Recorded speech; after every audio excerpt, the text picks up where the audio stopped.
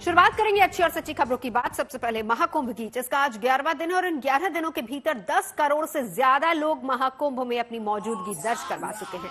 महाकुंभ में आने वाले इन श्रद्धालुओं में बड़ी संख्या में विदेशी लोग शामिल हैं, जिनकी हिंदू देवी देवताओं और धार्मिक मान्यताओं के प्रति अपार आस्था देखने को मिल रही है। इसके अलावा छत्तीसगढ़ से आया राम नामी समुदाय और पहलवान बाबा भी महाकुंभ में छाए हुए हैं।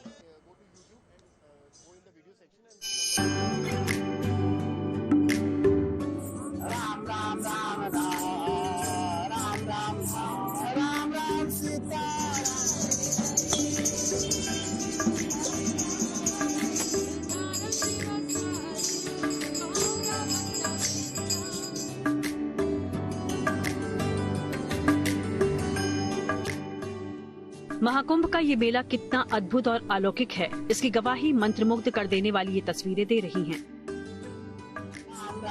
कोई राम नाम की भक्ति में डूबा है और कोई डूबा कृष्ण भक्ति में। कोई शिव साधना में लीन है और कोई कठिन तपस्या कर रहा है। संगम के इस तट पर जो भी आ रहा है वो आस्था और भक्ति से ओतप्रोत नजर आ रहा है। छत्तीसगढ़ से आया ये राम नामी समुदाय भी इन्हीं में से एक है। सिर पर मोर पंखों की पगड़ी, तन पर राम नाम की चादर, हाथों में घुंघरू और हर समय राम नाम जप। बस यही पहचान है इन राम भक्तों की। ये लोग प्रभु राम के ऐसे अनोखे भक्त हैं जिनके न सिर्फ मन में राम बसे हैं बल्कि तन पर भी राम नाम की छाप है। भगवान राम के भक्त और उनका गुणगान ही इनकी जिंदगी का खास मकसद है। राम नाम की लूट है, लूट सके तो कोई, अंतकाल पछताएगा, प्राण जाएगा छूट। राम के नाम में जो बात है वो कहीं नहीं, और संगम नगरी प्रयागराज में लगे कुंभ में राम नाम की धूम है। अब देखेंगे ये सब छत्तीसगढ़ से आए हैं और इनकी वेशभूषा बिल्कुल अलग है। सर पे जो मुकुट है उस पर भी राम नाम लिखा हुआ है, मोर पंखी इसलिए कि शुद्धता होती है, लिहाजा ये सभी लोग राम नाम का जाप करते हुए पूरे कुंभ मेले में घूम रहे हैं। हाथों में उनके पायल है, उसको बजाते हैं और राम नाम की धुन के साथ ये निकल पड़ते हैं। मोहमाया और भौतिक सुखों से दूर इन लोगों की जीवन शैली भी बहुत साधारण है। ये लोग करीब 200 सालों से पीढ़ी दर पीढ़ी राम भक्ति करते आ रहे हैं। राम नामी समुदाय से आने वाले ये लोग दिन भर महाकुंभ मेला क्षेत्र में घूम घूम कर राम नाम का गुणगान करते हैं। बहुत अच्छा दिन है। सत्संग संगत में गुनाहत है, संगत में गुना जाए और बांस फांस के मेसरी एक के मोल मचाए। ये दोनों अक्षर के जावा बलिहारी, बिना नाता गोता के हो चिन्हारी। ये वेशभूषा क्या है आप? ये हमारे शुरू से लेकर पूर्व से लेकर के हम चलते आ रहे हैं। राम नाम पूरा शाकाहारी हम लोग। राम के नाम में ऐसी क्या बात है जो आप लोग घूम रहे हैं लेकर? हमेशा यही हमारा उद्धार है, इसी के द्वारा हमारा मुक्ति होता है। राम के नाम में हमारा यही आराध्य है और हमारे पुरखा से 5वां 6वां पीढ़ी से हम लोग गाते गाते आ रहे हैं और उसका हम चला रहे हैं नाम का प्रचार। इन राम भक्तों की तरह ही महाकुंभ में आने वाले विदेशी श्रद्धालुओं की भक्ति भी देखते ही बन रही है। इनमें कोई रूस से आया है, कोई यूक्रेन से, कोई अमेरिका से आया है तो कोई फ्रांस से। इनके देश और बोली भाषा भले ही अलग है, लेकिन इन लोगों में कोई समानता है तो वो है कृष्ण के प्रति इनकी अनन्य भक्ति।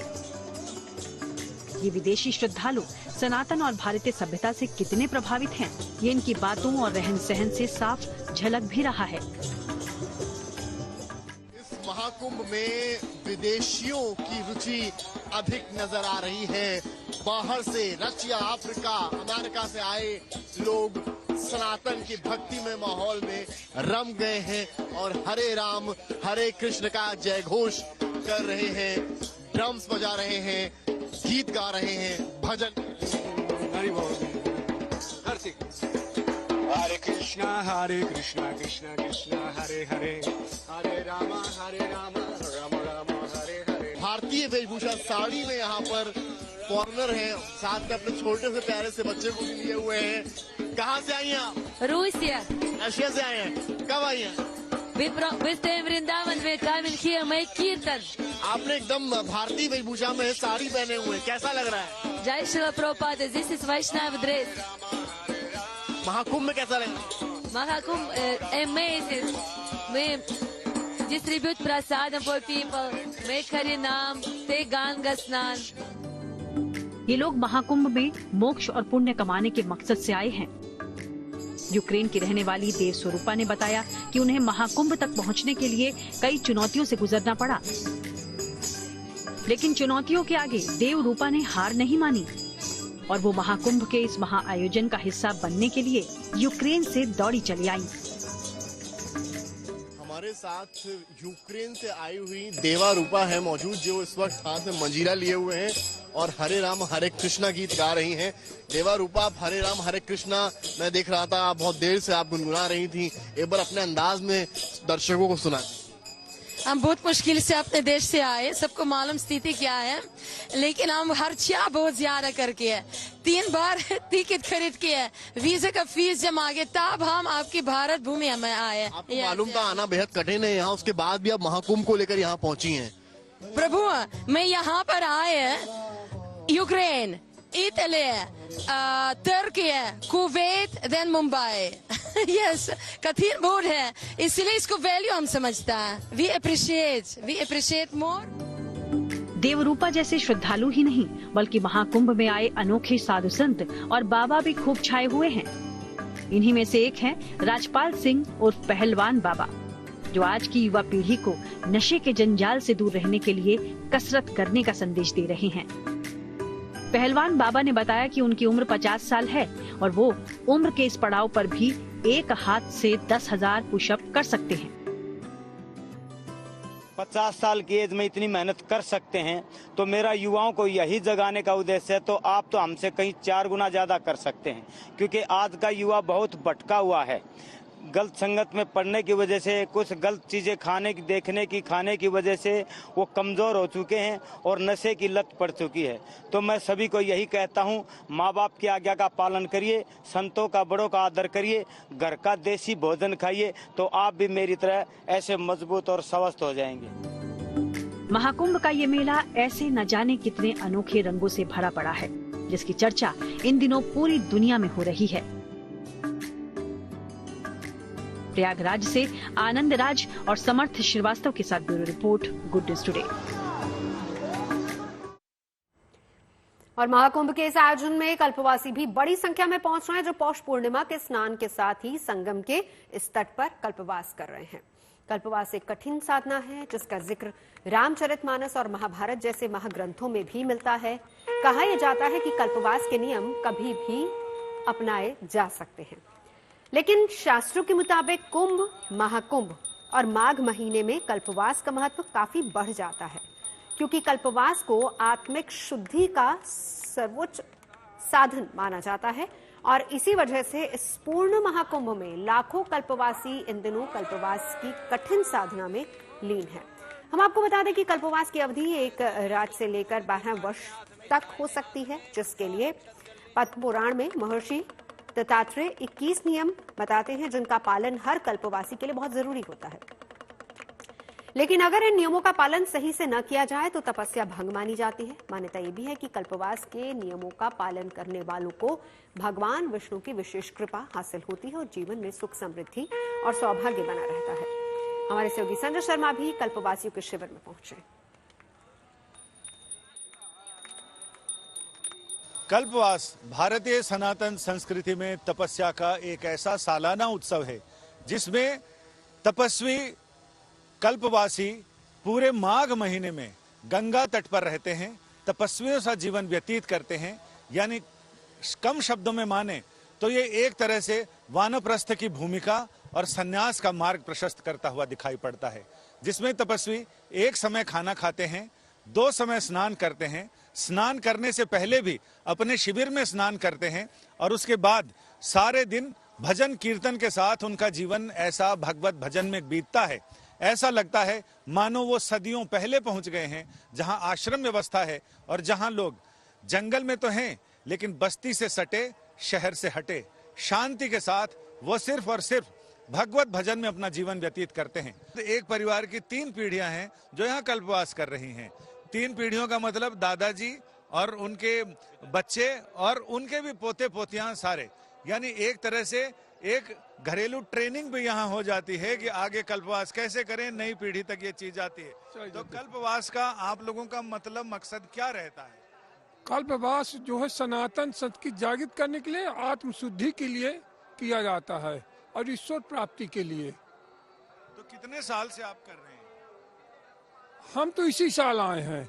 हमारे बड़े भैया वो 12 साल से कर रहे हैं, पिछले कुंभ से जो 13 में हुआ था। ये जो कल्पवास है, ये सबसे पहले ब्रह्मा जी ने यहाँ 100 वर्ष तक निरंतर यज्ञ किया, जिस नाम से इसका नाम प्रयाग पड़ा।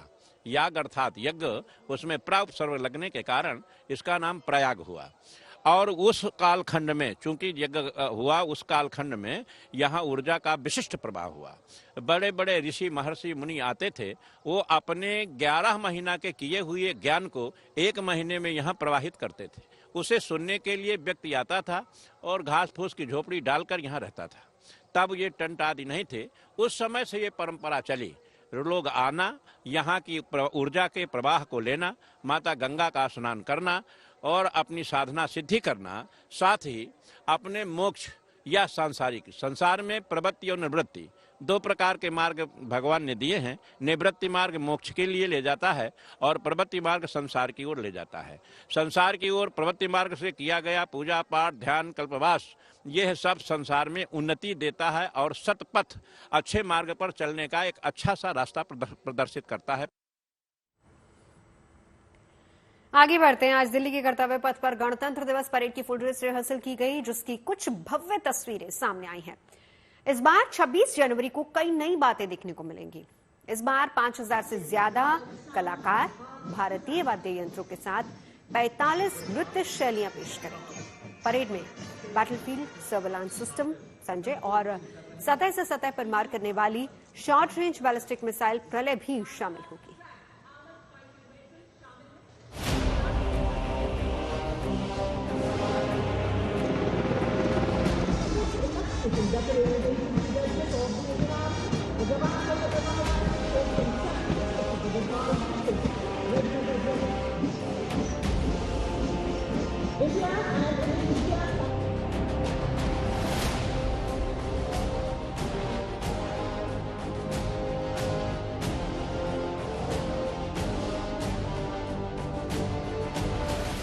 अदम्य साहस, शौर्य और पराक्रम की रिहर्सल है। 76वें गणतंत्र दिवस समारोह से 3 दिन पहले कर्तव्य पथ पर फुल ड्रेस रिहर्सल की गई, जिसमें स्वर्णिम भारत की अद्भुत तस्वीर उभरी, जिसमें सांस्कृतिक विरासत के साथ भारत की एकता, विविधता और सैन्य शक्ति का अलौकिक तालमेल दिखा।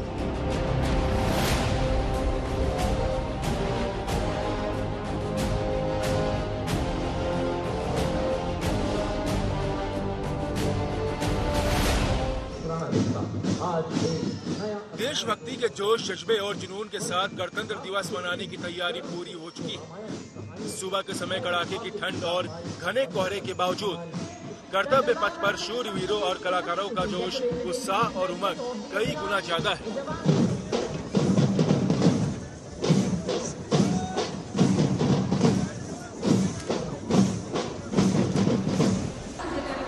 रायसेना हिल्स के आसमान में भारतीय वायुसेना के कुल 40 एयरक्राफ्ट फ्लाई पास्ट का हिस्सा बने, जिनमें 10 अलग अलग बेस से 22 लड़ाकू विमान, 11 ट्रांसपोर्ट एयरक्राफ्ट और 7 हेलीकॉप्टर शामिल रहे,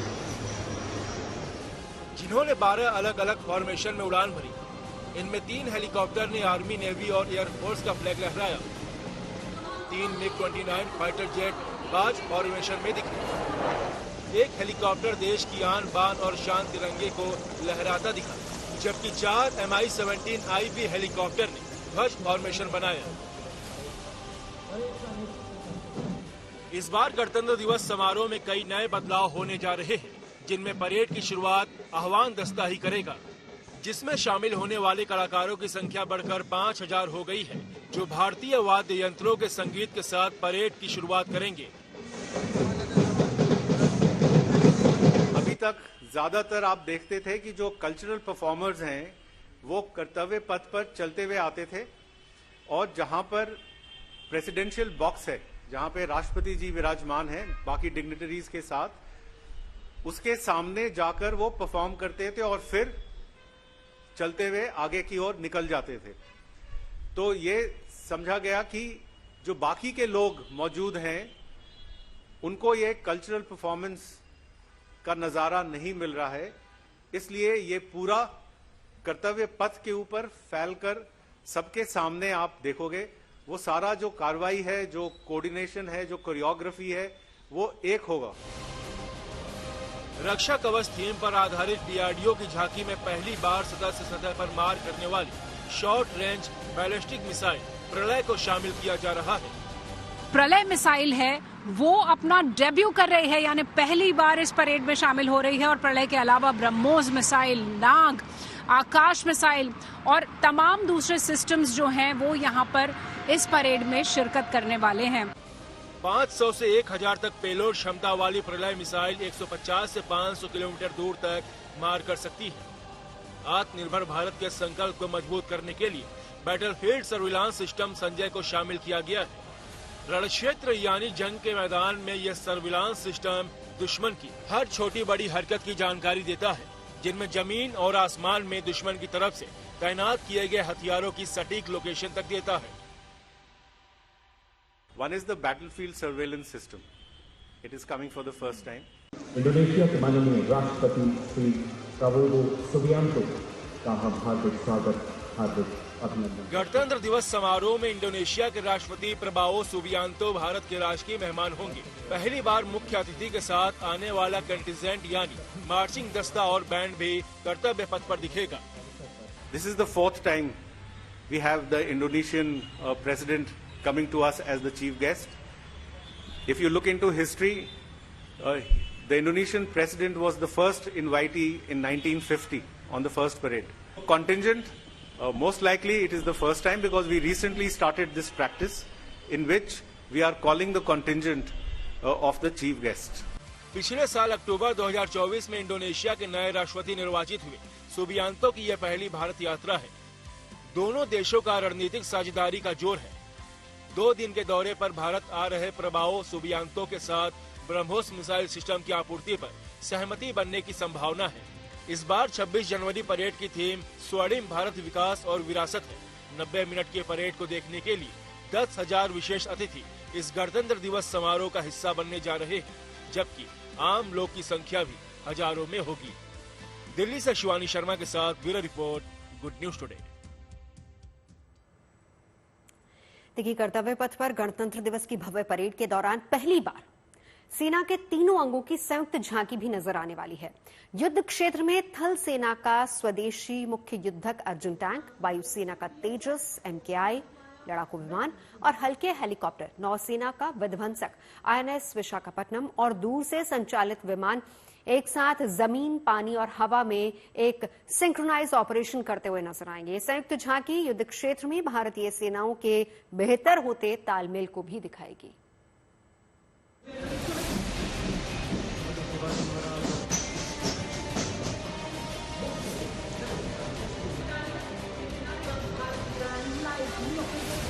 कर्तव्य पथ पर जहां आपको हिंदुस्तान की आन बान शान दिखेगी, वहीं हमारी भारतीय सेना की भी एक झांकी नजर आएगी, जिसमें aligned with the future, victory through jointness, सशक्त और सुरक्षित भारत की तस्वीर आपको नजर आएगी। लेकिन इस बार इस झांकी में क्या कुछ खास होगा, इस टैब्लू में क्या कुछ खास होगा और कैसे इसके जरिए भारत की सेनाओं की एकता को दिखाया जाएगा? सर, क्या कुछ खास है? ये झांकी भारतीय सशस्त्र बलों के संयुक्तिकरण और एकीकरण के लिए वैचारिक दृष्टिकोण को प्रदर्शित करती है, ताकि परिचालन प्रभावशीलता और अधिकतम करने के लिए एक सुसंगत और तालमेलपूर्ण सैनिक संरचना बनाई जा सके। ये एक संयुक्त संचालन कक्ष को दर्शाता है, जो कि आंकड़ा केंद्रित युद्ध से संजाल केंद्रित युद्ध की तरफ बढ़ती हुई सेनाओं के बीच समन्वय और सहयोग को सुविधाजनक बनाता है। बेसिकली तीनों फोर्सेस किस तरीके से अलाइन होकर किसी भी मिशन के लिए रेडी हैं, आप इसको शोकेस एग्जैक्टली जो हम शोकेस करना चाह रहे हैं वो है जॉइंटनेस और इंटीग्रेशन जो कि आज की थीम है। और जैसे कि आपको पता है माननीय रक्षा मंत्री ने भी इसको ईयर ऑफ रिफॉर्म्स माना है। तो इसी ईयर ऑफ रिफॉर्म के लिए हम इसी थीम को बढ़ावा देते हुए एकीकरण और संयुक्ताकरण के माध्यम से हम ये दर्शाना चाहते हैं कि तीनों सर्विसेज एक साथ एकजुट होके कैसे युद्ध के मैदान में वो कहते हैं ना कि एक है तो ज्यादा स्ट्रांग है, तो भारतीय सेना इस बार इस झांकी के जरिए यही दिखाने की बिल्कुल पांचों उंगलियां एक मुट्ठी जब बनती है तो उसी में बल आता है और यही हम एक दिखाना। ताकत भारत की आपको नजर आने वाली है इस बार की डिफेंस की झांकी में, जिसमें आप देखेंगे तीनों सेनाओं की एकता भी नजर आएगी और तीनों सेनाओं की पावर भी आपको वहां पर कर्तव्य पथ पर नजर आएगी। तो एक मॉडल जो हम लोगों ने देखा उसमें ये झांकी शोकेस होगी, इसमें और क्या क्या खास है? हाँ देखिए, ये जो आत्मनिर्भरता है जिसकी मुहिम चल रही है उसके जो भी मॉडल्स आपको इस टैब्ल्यू में देखेंगे सब मेड इन इंडिया है, जो कि ये दिखाता है कि हम कितने सक्षम हैं। जैसे मेन बैटल टैंक अर्जुन है, तेजस मार्क 2 है, एडवांस लाइट हेलीकॉप्टर है और इंडियन नेवल शिप विशाखापट्टनम है। डिफेंस की इस झांकी में आपको जहां पर ताकत नजर आएगी वहां एक चीज और जो भारत इसके जरिए मैसेज देगा वो ये है मेक इन इंडिया का मैसेज, जिसको लेकर लगातार प्रधानमंत्री नरेंद्र मोदी ज्यादा तवज्जो देते आए हैं। खुद डिफेंस मिनिस्टर लगातार कहते आए हैं कि हम किसी पर निर्भर नहीं रहेंगे बल्कि आत्मनिर्भर बनेगा भारत, और उसी लक्ष्य की तरफ बढ़ती और उसको दिखाती ये डिफेंस की झांकी इस बार आपको कर्तव्य पथ पर नजर आएगी। इस बार गणतंत्र दिवस परेड समारोह के दौरान कर्तव्य पथ पर 31 झांकियां नजर आएंगी, जिनमें 16 राज्यों और 15 केंद्रीय मंत्रालयों की झांकियां शामिल हैं और राज्यों की झांकी में मध्य प्रदेश की झांकी भी अनोखी होगी, जो चीता पुनर्वास परियोजना पर आधारित है। और इस झांकी में कूनू नेशनल पार्क की झलक नजर आएगी। देश में 7 दशक पहले चीतों को विलुप्त घोषित कर दिया गया था और उनकी आबादी को फिर से बढ़ाने के लिए सितंबर 2022 और फरवरी 2023 में नामीबिया से 8 और दक्षिण अफ्रीका से 12 चीते मध्य प्रदेश के श्योपुर जिले में मौजूद कूनू राष्ट्रीय उद्यान में लाए गए थे। कूनू राष्ट्रीय उद्यान में चीतों की संख्या अब 24 हो गई और यही वजह है कि चीता पुनर्वास परियोजना की इसी ऐतिहासिक उपलब्धि को दर्शाने के लिए मध्य प्रदेश की तरफ से इस झांकी को शामिल किया जा रहा है।